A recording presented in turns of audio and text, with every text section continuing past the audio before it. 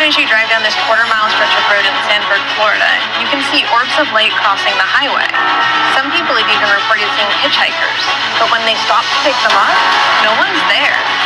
So they broke down numbers over a 5-year span, and they found that I-4 has the highest death per mile average of any highway in the U.S. Since 1960, people have been reporting hauntings on this short section of road that named the I-4 dead zone. It's also supposed to be one of the most deadly parts of this 132-mile interstate. But why? What about this section makes it more haunted or deadly than the tragedy of traffic that happens around Disney? There was little shock when they learned a recent study dubbed I-4 the deadliest highway in the nation.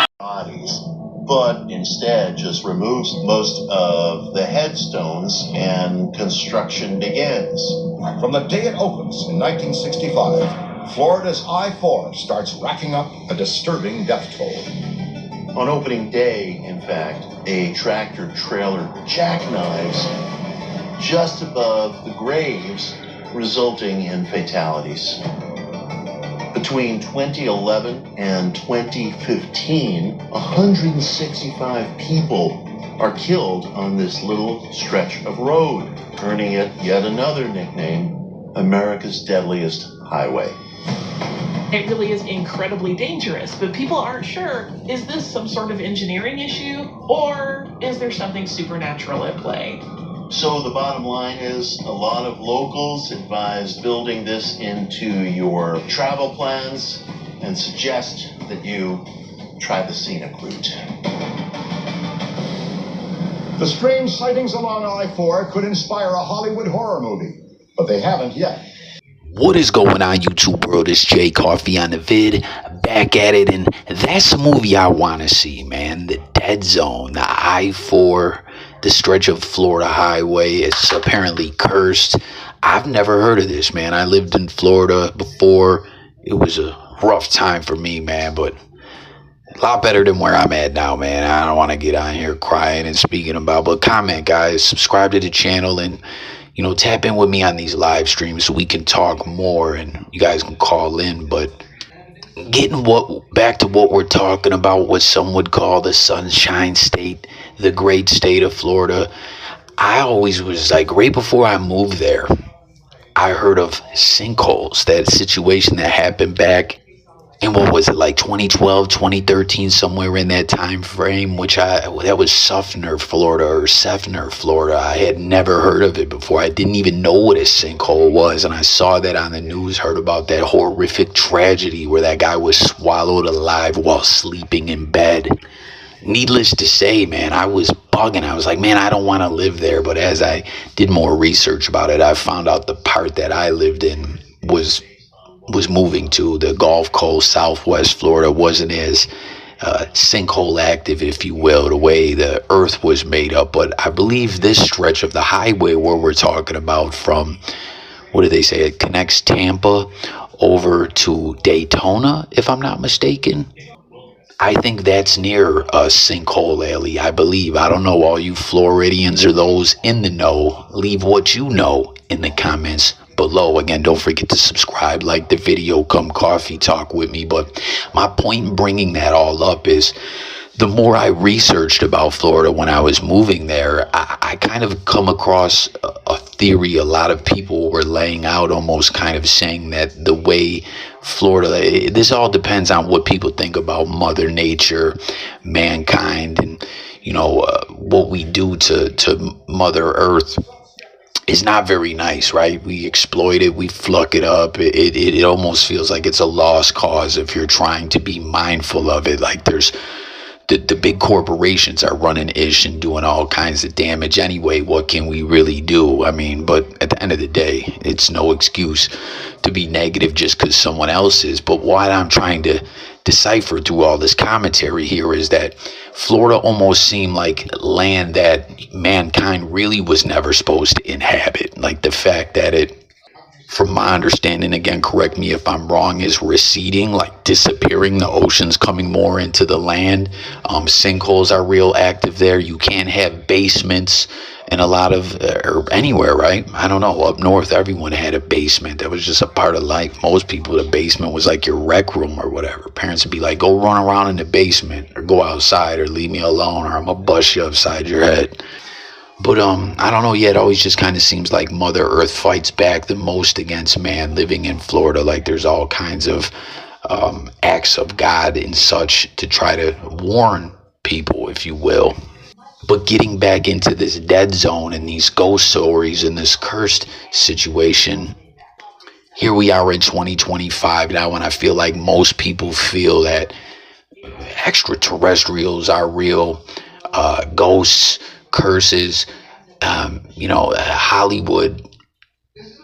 As I was saying, I'd love to see this movie. We come to find out most horror films or thrillers and such are inspired by some kind of real life events, even if they're not an exact depiction of what really went down in actuality.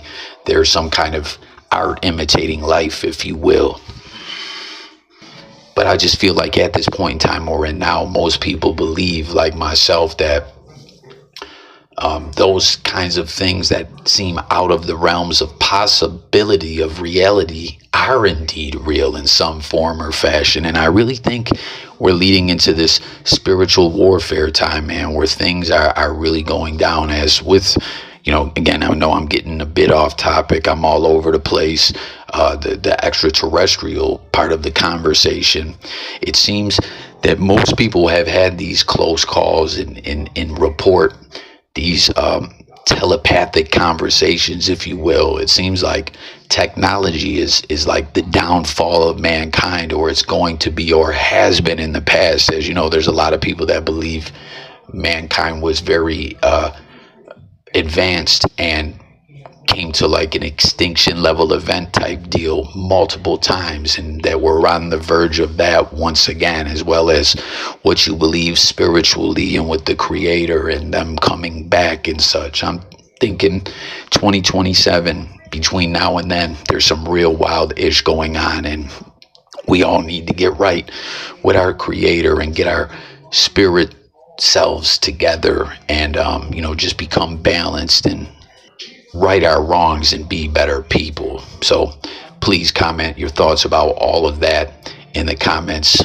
And now diving deeper into this stretch of the highway, it seems way back when the land was being developed or whatever, this Sanford guy or whatever who owned the land and was trying to develop a colony, made some kind of land deal, and then there was a big case of yellow fever that wiped a bunch of people out. And later on, when the state of Florida developed the land, they disrespected the resting place of a lot of these people that died in this horrific way. And as you see, a lot of the reports say the one guy that cut the fence down to even get over near the graveyard, where I guess Florida said, oh, we'll handle it with care, or we'll relocate them. And just like Pet Cemetery, we talk about art imitating life, they didn't. Or Poltergeist, if you will, they didn't. They just disrespected it. And I don't know, is it really possible to disturb graves and move them somewhere? And